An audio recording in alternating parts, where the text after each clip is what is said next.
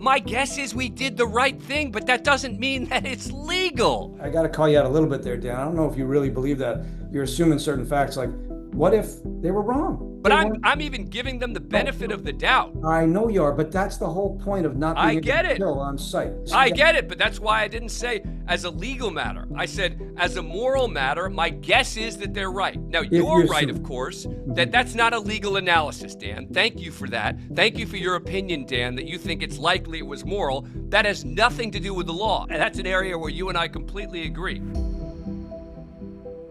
Jed Rubenfeld, thank you very much for coming on the program. Appreciate it. What do you make of the Supreme Court's decision, both in terms of are you surprised, and B, in terms of whether you think they got it right? I'm not too surprised, but I'll tell you, first of all, you described it exactly right, Dan. But the first thing folks have to know is it's one of these Supreme Court decisions where the court didn't give its reasons. I'm against that. I've written against it. Court's doing it more and more often on these so-called emergency, shadow docket appeals. It issues an order that has relevance for the merits, but doesn't say why it's making the decision it's making. And that's a shame. It's not great for the country. I don't know what lower courts are supposed to do about it. But Justice Kavanaugh, he's the one justice in the majority who writes a long opinion, which is kind of interesting because he's the one justice who's been saying, hey, we don't have to write long opinions in these emergency docket orders. Yeah. But even though he's been saying that, he's the one justice who writes this long opinion. Here's what he says. He says, well, don't forget, all that's happening here is the agents are going up and briefly detaining people to ask them questions, talking about like 30 seconds. And if they can produce an ID, then off they go. So what he's saying is the legal standard for that kind of stop is called reasonable suspicion. It's not probable cause. It's reasonable suspicion. He's absolutely right about that as a matter of current law. That's the law. And he's saying, well, there's no reason why you can't why the ICE agents can't take into account ethnicity, where they're working, because what they're doing is ICE agents are showing up at places where you can get day jobs, like the parking lot of some place where people are offered day labor jobs. And so they're looking at that. They're looking at ethnicity. They're looking at what language they're speaking. And this district court judge said, you cannot stop people even for 30 seconds on that basis. And what Kavanaugh says is, well, hang on, where'd you get that rule? We don't have a rule like that. When somebody describes, for example, the perpetrator of a crime as white or black or Mexican or Asian or whatever, police are allowed to take that factor into account in deciding whether they have reasonable suspicion to stop somebody. They're white and they're wearing the sweatshirt that was described and they're driving the color car.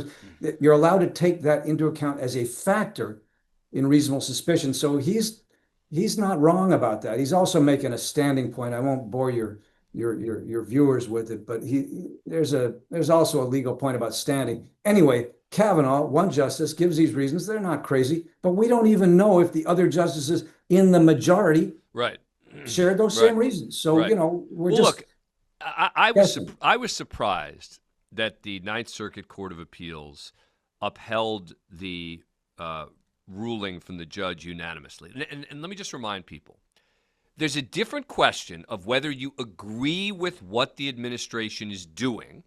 That's one question. A separate question is, are they legally permitted to do it? And again, I have made the point that I think the way they're going about doing a lot of these ICE raids is not productive. I think they are targeting some of the wrong people. I think they are not adhering to the promise of the worst of the worst. And with all that said, as a legal matter, not only am I not surprised the Supreme Court did what they did, but I think they did the right thing. But let me throw in a little wrinkle here for Professor Rubenfeld, all right? Because the appeals court also expressed concerns about the fact that the White House had set a quota of 3,000 immigration arrests per day. And they were saying, that could be leading to more unlawful arrests. Now, the Justice Department then denied that the quota exists. Here's the problem with that. Stephen Miller was on Fox News last week saying this, number 24.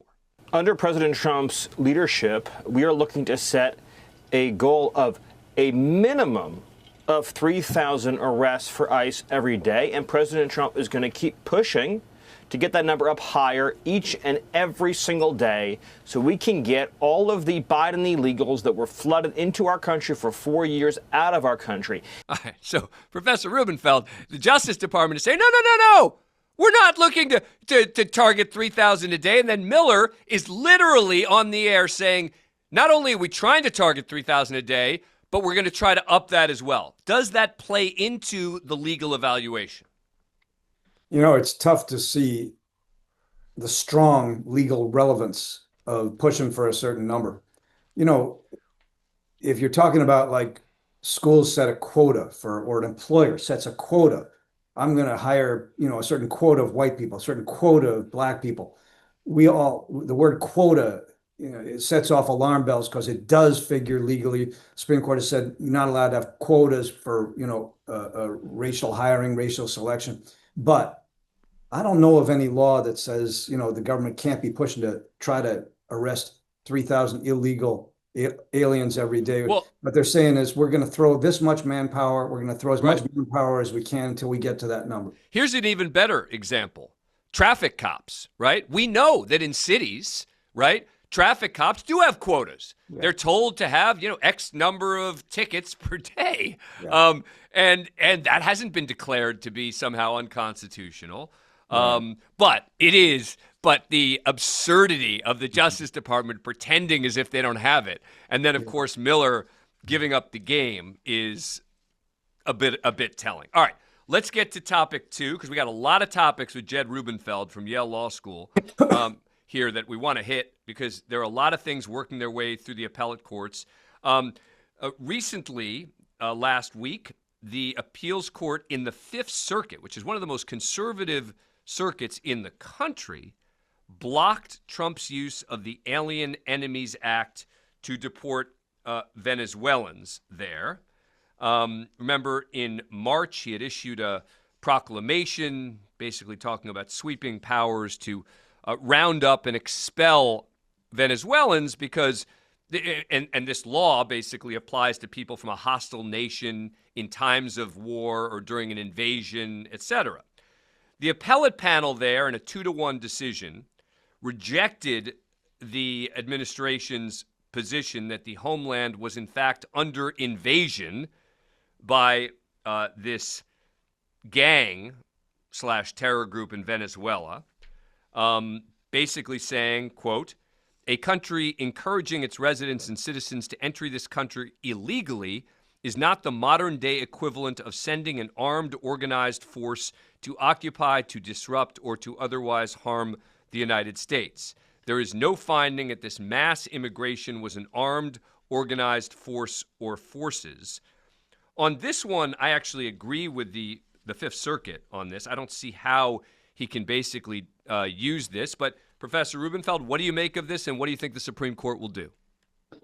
Hey, Dan, well, the one huge question here, which divided that 3-judge panel on the Fifth Circuit, and which is definitely going to get attention on the Supreme Court, is how much power do the courts have to review that judgment, that determination, which the Fifth Circuit said it didn't agree with, and which you just said, you thought the Fifth Circuit had it right.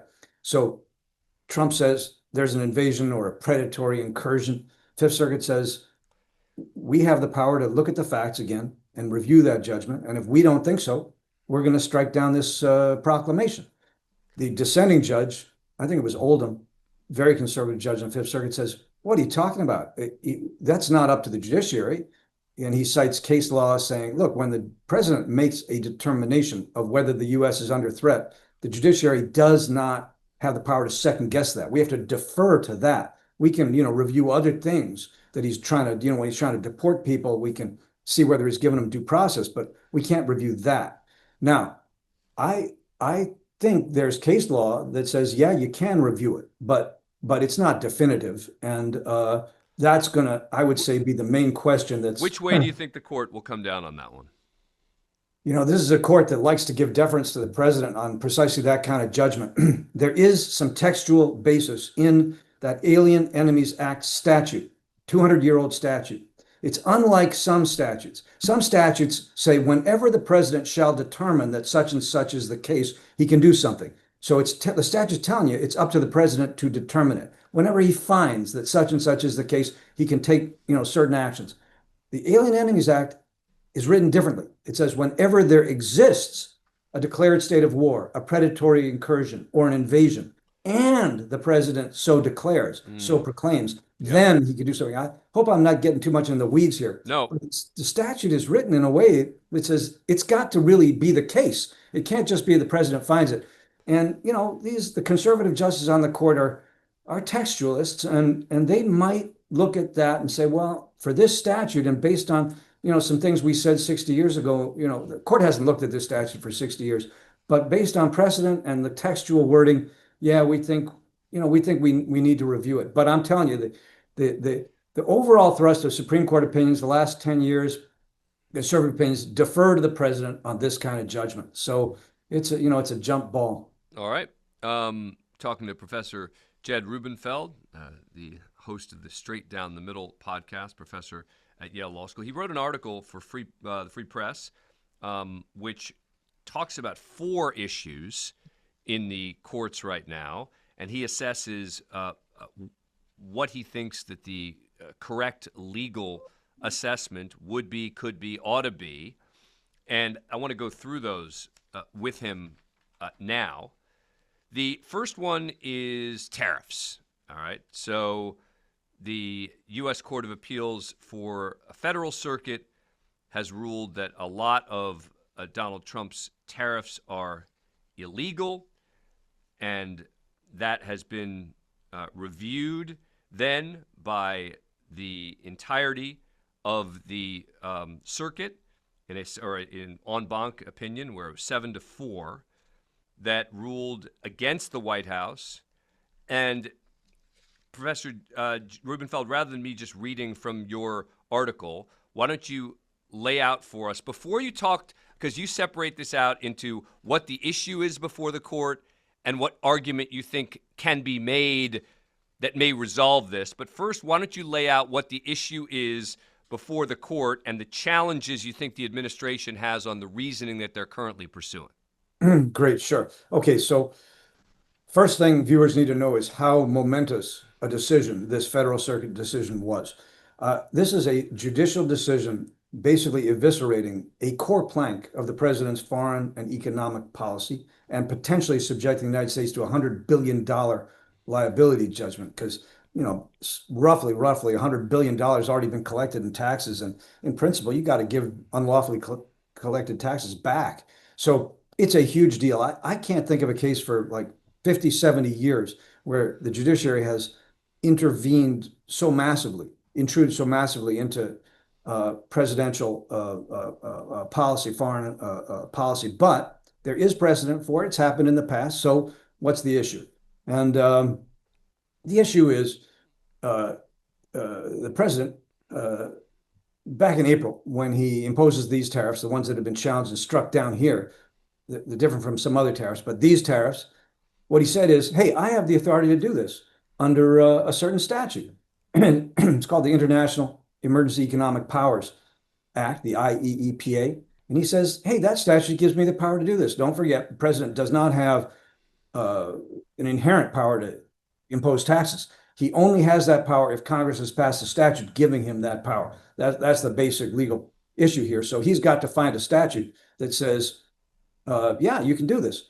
And he says the IEEPA gives me the power to do it. Problem is the IEEPA, what it does is it gives the president power where he's declared certain kind of emergency, which he has here, to regulate importation. That's what it says. It doesn't say impose tariffs. And of course, the government's saying, well, regulate imports, regulate importation, that includes the power to tariff. And the other side's saying, what are you talking about? Congress has passed 10, 12 statutes in the past giving the president express power to impose tariffs. When Congress wants to give the president power to impose tariffs, it knows how to do it. And you're saying that this statute that says regulate imports, that included tariffs, and the government says, yeah, regulate imports, that includes tariffs.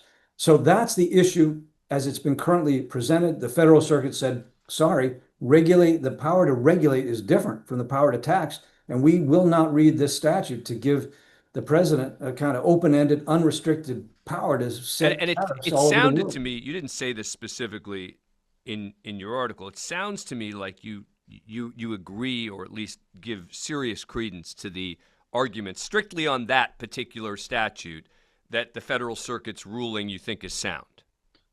Totally non-crazy ruling.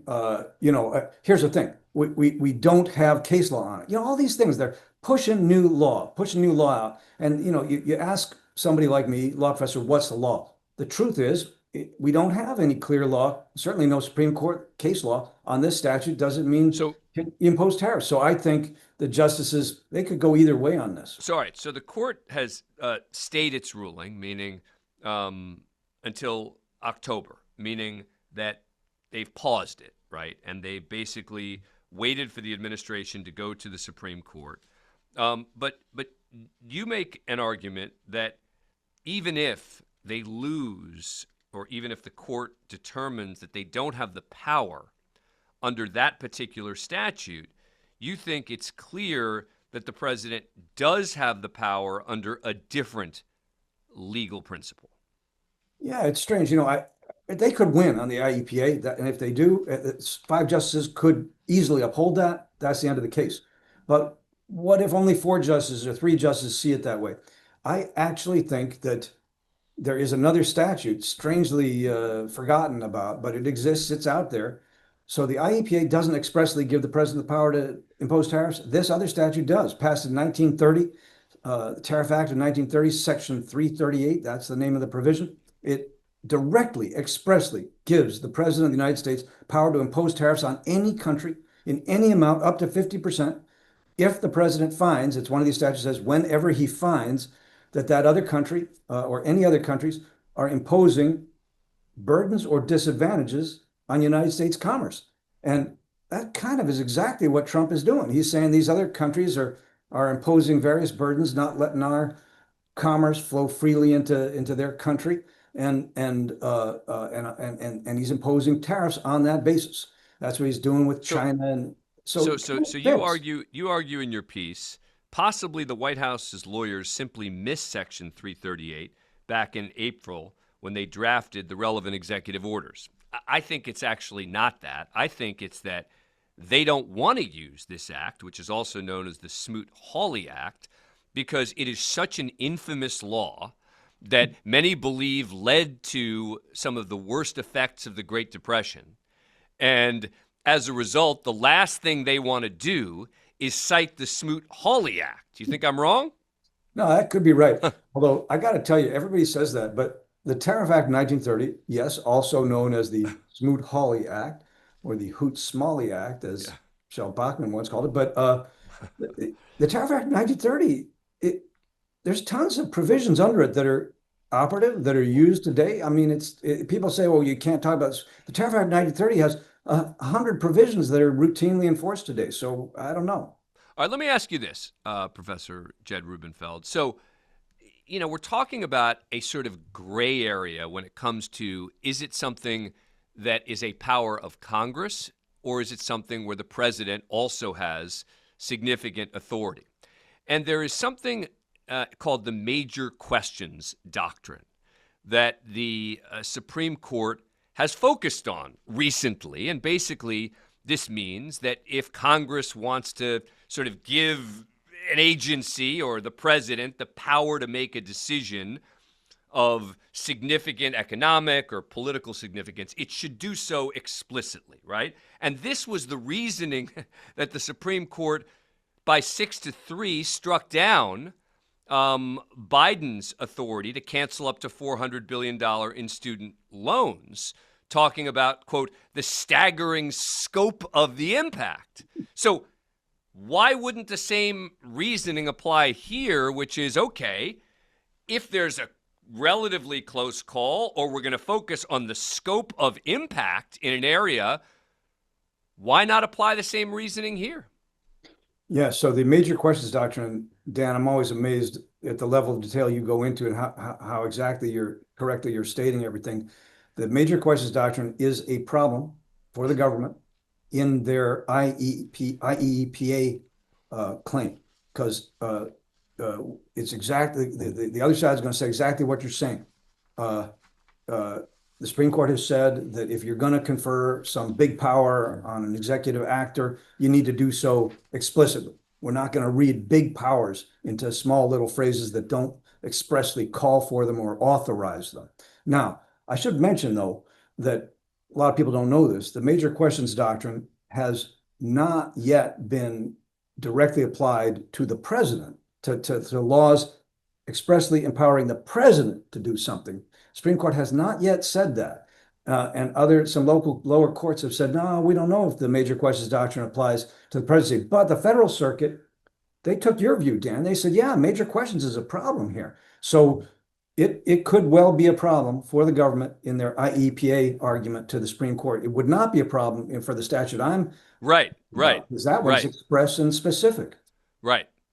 All right, let's hit one more topic before we take a break here, and this is with regard to the Federal Reserve. The president announced the firing of Lisa Cook, a member of the Board of Governors on the Federal Reserve, and there is a specific portion of the statute which says that the president can only fire a Fed governor for cause. The administration has said that the cause is that Cook may have committed mortgage fraud, 2 different homes she named as her primary residence when applying for a bank loan. She's denied the allegation, and one of the funny things is that we've learned recently that other members of this administration have done the same exact thing, and none of them have been sanctioned or certainly fired.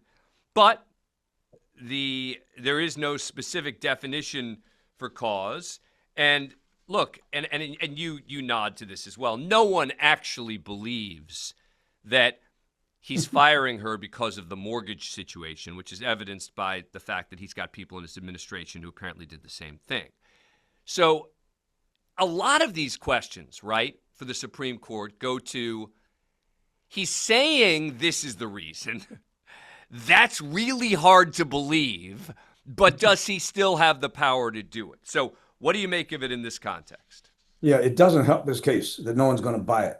You got to remember, the Federal Reserve right now has exactly 6 members on it, 3 Democrats, 3 Republicans. So, and she's a Democrat appointed by Biden. So, people have a pretty good idea of why he wants to fire her.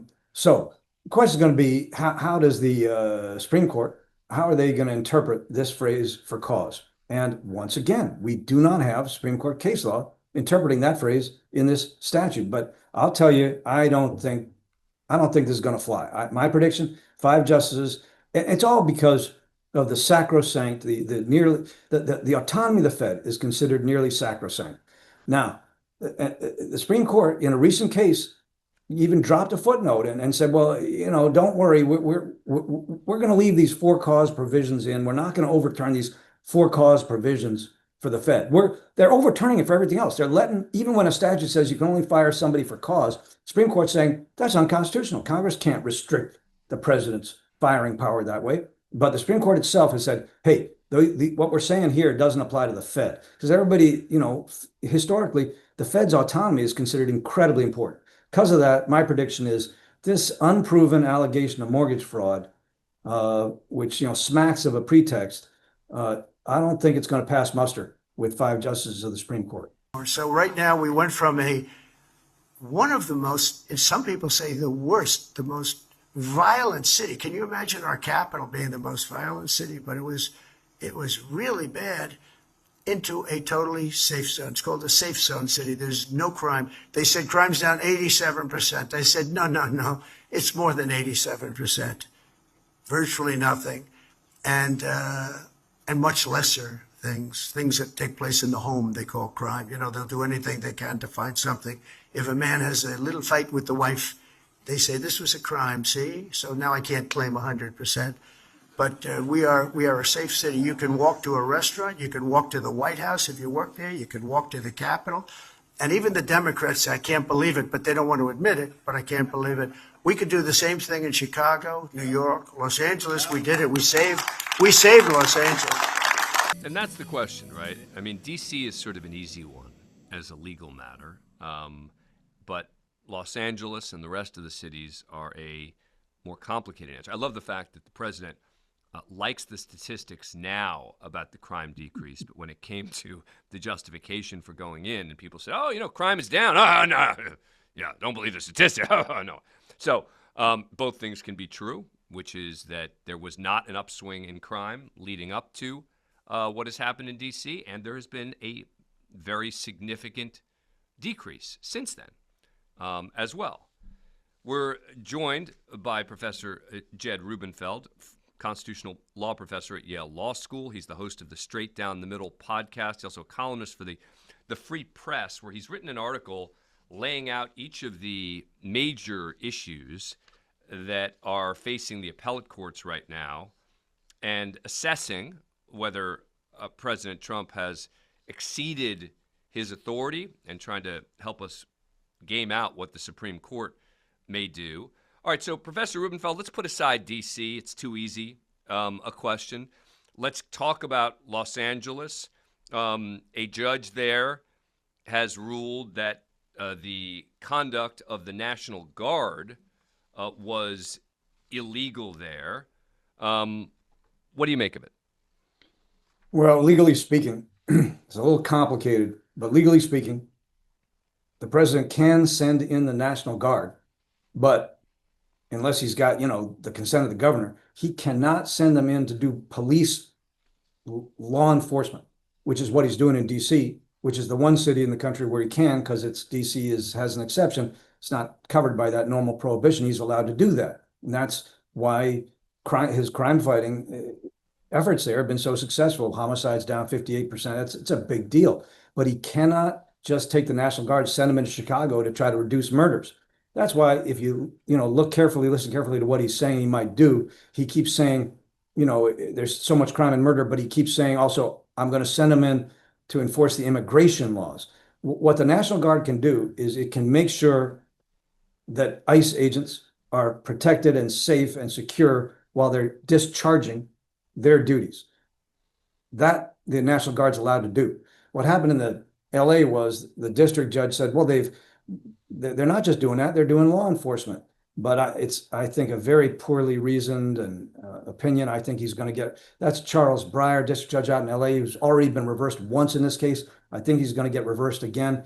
But if Trump just tries to send the National Guard into Chicago to reduce the murder rate there, like what he's doing in D.C., that's illegal. He can't do it. I mean, it might be great. But how do you distinguish, right? Because he's going to say, and this goes to a point I made earlier in the show, he makes these justifications for doing things which are not credible and which put it on the sort of the verge of being unconstitutional, if not over the line into illegality. And so let's assume he goes into Chicago, right? And he says, we're doing this to back up the ICE agents.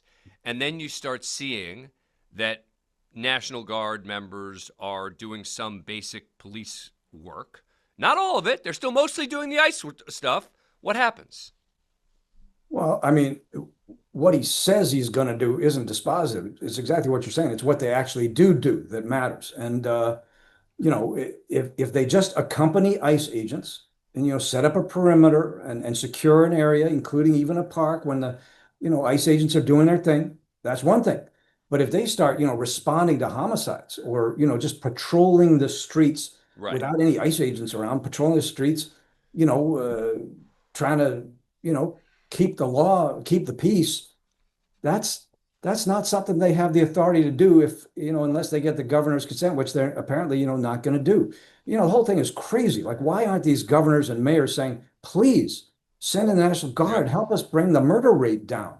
Look, the only thing that concerns me about this stuff is I think about it from the National Guard perspective, right? Which is these are folks who signed up to do things on a very part-time basis, who have other jobs. And, you're basically asking them now to become law enforcement agents when that wasn't what they signed up for. And I feel for them. I really do. So I hear you on from a purely reducing crime perspective. I agree. I mean, what's the downside to asking, in essence, for more law enforcement, right? How can that be a bad thing? I do think there is an issue with regard to the National Guard and what they signed up for. But let me hit you with one more issue Yeah. there on your side. I don't think Americans want to see the military, rolling down their streets on a daily basis. I don't think they want to see tanks. I don't think they. but forget about tanks for a minute. I mean, I again, know, I but agree this was the whole purpose of this statute that Yeah. says you cannot just be sending the military. It's not about the Guard. This statute's not about the Guard. The famous posse comitatus. Right, no, right, statute. but they're It's not. about But the they are military. sending in the Guard, right? I mean, Yeah. I guess in L.A. they were sending in non-Guard members too, right? Yeah, They they were had some sending- Marines. But my point is, so it depends. Are they with the ICE agents? Are they like, or do you have, or is it a much more massive military presence that's just trying to, Yep. keep the streets, keep people off the streets? I don't think Americans are going to put up with that, and it's not permitted. So, Well, look, what makes what you just said so sensible and yet not particularly popular is it's nuanced. And people don't want to hear nuance. They don't want to hear, well, if they go in with a limited, targeted, yes, it's okay. But look, that's the way we have to evaluate things in the law. But let me say, the final issue, I was surprised that you couched this final issue in your article in the Free Press, suggesting that there's even an argument to be made about why the administration can bomb narcotic smuggling boats. All right? I mean, the argument is, okay, this is a gang. We're being invaded by Venezuela, an argument that we talked about earlier, has been rejected by the Fifth Circuit. But I guess that would mean, using the reasoning of the administration, that whether they're drug smugglers or not drug smugglers shouldn't even matter. It should just mean there are Venezuelans on a boat, and Venezuela has invaded us. So we can bomb any boat from Venezuela using that reasoning. this is huge, and folks really need to be looking at this, taking it seriously. I don't know why this issue, it may be the most important, is a little bit flying under the radar. You don't see people talking about it as much as some of the others that you and I have talked about. But yeah, I mean, look, normally, under normal rules, you cannot, if you think somebody's smuggling drugs into your country, you can stop them, you can arrest them, you can search them, you can throw them in jail, you can prosecute them. You can't just kill them. When you think somebody's committing a crime, you can't just kill them. That's a basic principle of a free republic and the rule of law. But when you're at war, if you're invoking the laws of war, you can kill the enemy on sight. So what Trump is doing here is he's saying, I'm the commander in chief. I'm permitted to use the army as I see fit. And this was basically an assault on this boat is basically part of an attack on the country, and I can repel it. Here's the problem, Dan. Here's why things aren't 100% black and white. We don't have law, amazingly, from the Supreme Court about what the president can do with his commander-in-chief power, short of sending in ground forces to another country. It's incredible after 240 years, but we do not have clear law on this. But I don't even understand what the argument is on the other side. I mean, okay, again, well, Dan, am I right? Am I right? Did you think? Hang on. Am I right? Am I right that if the president's reasoning is accurate, he has the authority to bomb any boat coming from Venezuela, whether there are drugs on it or not? Great question. Let me ask you one question first. Did you think he had authority, or arguably had authority, to bomb Iran, to the nuclear facilities? So I think that there is at least a stronger argument there than there is here. I did not say that, because again, you can make this argument about a lot of the Middle East areas where we have put troops on the ground, or we have assisted and we have aided, etc. Okay, I get it that you can make an argument that it goes to, the defense of the nation, that we've been attacked or whatever. Here, the argument is basically these guys are trying to bring drugs into our country, and therefore we've been invaded. I mean, if that's the pretense argument, then again, we can bomb any boat coming from Venezuela. Not just that. I mean, I think you could bomb Venezuela. Right. It's a very. I was making these same points in my article. People are not focusing on this. This is a huge huge deal. But wait, And but you say in your article, as of now, the legality of the bombing is unclear. It depends in the first instance on what the White House knew or believed it knew about who was on that boat and what they were doing. Why does that matter legally? well, I mean, we're all calling it the drug smuggling boat. Maybe that's what it was. What if they Okay, were? let's assume it was. But again, it shouldn't matter if the reasoning is No, that we're I know. at war with Venezuela and they're invading our country. It shouldn't matter what's on the boat. No, I know, but what if they were armed to the teeth? Let's assume they were. With military grade weapons, Right. and you had evidence that they were going to come in and kill folks as well as try to sell their drugs. Right. That makes it a better moral argument. It makes it more of a reasoned argument, but it doesn't change the legality. Well, that depends on what you think about his belief that Tren de Aragua, this gang, Yeah. is in collusion with the Maduro government in Venezuela, being sent in not just to do illegal immigration, but to use force, use weaponry, and kill people. I get that, but again, that explains broadly whether the president would have the authority to blow up a Venezuelan boat. Because if you're saying that they're working in conjunction with the Venezuelans and that anyone, therefore, who's suspected of being from Venezuela, you could then bomb their boat. And that's why I just don't understand why you were suggesting it depends on what the White House knew. As a legal matter, it doesn't seem to me it matters. But Well, I'll say one more thing on your side. Can the president drop a bomb on a Venezuelan here in America? right, that's right. I mean, That's right. Yeah, we could just capture any Venezuelans who are here because it's an enemy invasion. What are the limits? The White House has not yet issued any kind of legal rationale. They've not said what was on that boat. And by the way, as a moral matter, my guess is we did the right thing. I know people don't want to hear that, but my guess is we did the right thing, but that doesn't mean that it's legal. And again, that's the point. Well, I got to say something. I got to call you. I got to call you out a little bit there, Dan. I don't know if you really believe that. You're assuming certain facts. Like, what if they were wrong? What if? No, I get that. Right. No, that's for sure. But I'm even giving them the benefit of the doubt. I know you are, but that's the whole point of not being able to kill on site. I get it. You could make. That's why we have due process. I get it, but that's why I didn't say as a legal matter. I said as a moral matter. My guess is that they're right. That's what I'm saying. Now, you're right, of course, that's not a legal analysis, Dan. Thank you for that. Thank you for your opinion, Dan, that you think it's likely it was moral. That has nothing to do with the law, and that's an area where you and I completely agree. So what we said to Harvard from the very beginning is, look, we want universities to be those places of truth seekers, of open debate, of open ideas. But Harvard is actually preventing that.